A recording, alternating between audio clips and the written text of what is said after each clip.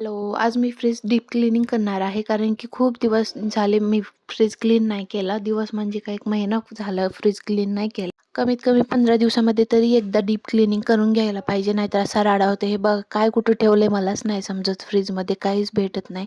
त्यामुळं मी आज वेळ काढून फ्रीज क्लीन करायला बसले. इथे मी सोया सॉस, व्हिनेगर किंवा थम्सअप, स्प्राईट वगैरे ठेवत असते. त्यानंतर इथे मी चॉकलेट्स, जॅगरी पावडर वगैरे अशी काही वस्तू ठेवत असते आणि तिथेही काय मला भेटत नव्हतं. सगळं मिक्स झालं होतं गडबड. फ्रीजमधून सगळं सामान मी बाजूला काढून ठेवत होते एक-एक आणि फ्रीज खूपच घाण झालं होतं आणि बॉटलमधले सोया सॉस, व्हिनेगर वगैरे, चॉकलेट किंवा हे सगळं चिकट-चिकट झाले होते सगळे ट्रे. असे एक-एक ट्रे मी व्यवस्थित बाजूला काढून घेतले. त्यानंतर खालच्या ट्रेमध्ये मी चॉकलेट्स आणि मसाले, काही मसाले, बिर्याणी मसाला, पालक पनीर मसाला वगैरे, केचप, शेजवान सॉस वगैरे असं मी खालच्या ट्रेमध्ये ठेवत असते. तेही खूप चिकट ट्रे झाला होता. सगळं काढून घेतलं व्यवस्थित. त्यानंतर व्हेजिटेबल्स, दूध, दही इकडे ठेवलेलं सगळं सामान काढून घेतलं सगळं व्यवस्थित आणि सगळे ट्रे काढून फ्रीज खुलं केलं. आणि मी सगळ्यात लास्टचा ट्रे जो दिसतोय तिथं कडधान्य ठेवत असते किंवा शेंगदाणे, खोबर.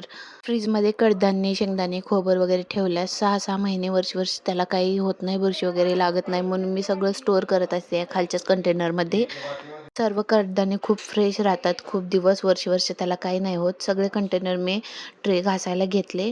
प्री लिक्विडमध्ये पाणी मिक्स करून त्याने व्यवस्थित कंटेनर सगळे घासून घेतले व्यवस्थित. खूप सगळे ट्रे घासून घेतल्यानंतर मी फॅनखाली एक कपडा अंथरून त्यावर सुकायला ठेवले, कारण की काचेचे ट्रे असतात, थोडाही धक्का लागला तर फुटू शकतात. त्यामुळं मी एका कॉटनच्या कपड्यावरती हे सुकायला नेऊन ठेवले आणि तोपर्यंत मी फ्रीज आतून पूर्ण क्लीन करून घेतलं. फ्रीज आतून क्लीन करण्यासाठी एक वाटीमध्ये 2 चमच फ्रील घेऊन थोडंसं पाणी मिक्स करून भांडे घासायच्याच कात्याने मी ते आतलं फ्रीज सगळं क्लीन करून घेतलं. फ्रीजच्या आतले सगळे भांडे किंवा ट्रे काचेचे असतात, खूप नाजूक असतात आणि असं ते घ्यायला गेलं तर सेपरेट भेटत पण नाही, तर खूप महाग भेटतात भेटलं तरी, म्हणून खूप जपून घासायला लागतं. सगळे ट्रे घासून झाल्यानंतर मी असे कपड्यावरती आतरून सगळे सुकायला ठेवले होते. आणि त्यानंतर इकडं बघा, हे पसारा बघून मला तर झोपच येत होती. फ्रीजमधून एवढा पसारा निघाला होता. त्यामधलं वेस्ट मी सगळं टाकून दिलं आणि जे कामाचं आहे तेच ठेवून घेतलं. असं मी आतून सगळं डीप क्लिनिंग करून घेतलं. भांडे घासायच्या कात्याने सगळं प्री लिक्विडने पहिलं घासून घेतलं, कपड्यांनी पुसून. त्यानंतर कॉलिन मारून एकदा क्लीन केलं. कॉलिनने पूर्ण क्लीन निघतं, एकदम फ्रीज चमकायला लागतं.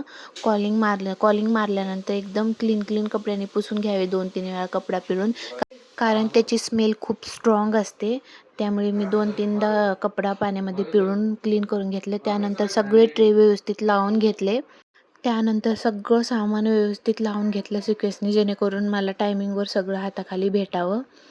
फ्रीज साफ करण्यामध्ये मला 1 ते 1.5 तास गेला होता. हा मी व्हिडिओ एडिट करून, कट करून, फास्ट करून एवढ्या मिनिटाचा केला आहे, पण खूप वेळ लागतो डीप क्लिनिंग करायला. सबस्क्राईब.